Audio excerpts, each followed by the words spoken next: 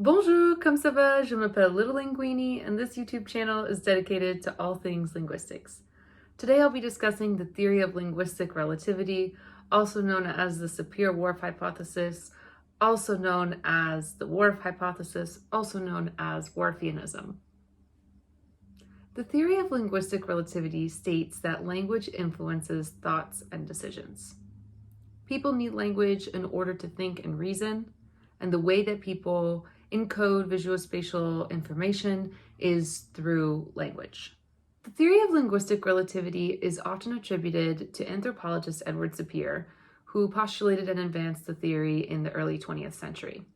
His student, Benjamin Whorf, further advanced the theory and took it one step further in order to develop the theory of linguistic determinism. Linguistic determinism states that language determines the way that we think, rather than simply influencing it. Linguistic determinism has since been disproved, but the Sapir-Whorf hypothesis persists in its weaker form, which is linguistic relativism.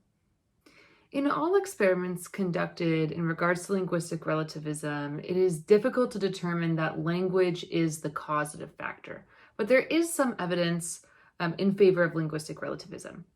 And that evidence includes several linguistic experiments that branch over into the arena of cognitive psychology. One interesting piece of evidence in favor of linguistic relativity is in a comparison of languages that use gendered nouns. So for example, comparing a language that uses a feminine for the word moon compared to a language that uses the masculine for the word moon. And cognitive scientists have determined that, in fact, using a masculine or a feminine gendered noun does influence the way that people perceive that object and also influences how they describe and think about that object. Another interesting piece of evidence regarding linguistic relativity is in the concept of time. Some languages, for example, don't have a future tense. They only have a past tense and a present tense. And the question then becomes, does not having a future tense mean that those who speak that language think less about the future, or that they're less focused in their culture about the future? And if so, is the language influencing the way that they think, or is the way that they think influencing their language in such a way that they have no need for the future tense? Another interesting example is the difference in languages and how they assign blame and accountability. In English, for example, you would say, I broke my arm. But in Spanish, you would say, my arm was broken. And this idea that if something is an accident, in certain languages, blame is not assigned through linguistic concepts, but rather it's seen as a passive and reflexive action, compared to in English, you would assign the blame to the person who broke their arm. And this is reflected sociolinguistically as a feedback loop between language and thought. The truth is, we all see the same visual reality, but language influences how we're able to process and actually rationalize and work through that reality.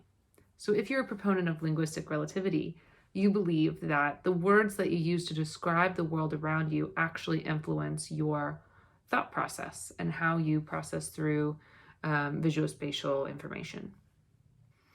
In the 1960s, an interesting and somewhat contradictory theory called the theory of universal grammar came to prominence through a brilliant American linguist named Noam Chomsky. The theory of universal grammar states that there are genetic and innate universal grammar concepts, and that all human languages share certain properties. Well, on the surface, this theory may not seem to be completely contradictory to the theory of linguistic relativity. In fact, when you look at the deductive reasoning and logic necessary to prove either one false, you'll realize that in order for one of these theories to be proven true, the other one must necessarily be false. And in that way, these theories contradict each other. Researchers are still divided on whether the concept of universal grammar or the concept of linguistic relativity is more correct.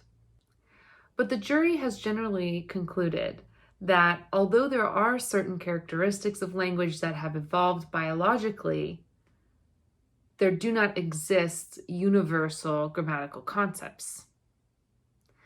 So while this indicates that universal grammar is not 100% true, it doesn't necessarily prove that linguistic relativity is 100% true either. What do you guys think? Does language affect how we see the world?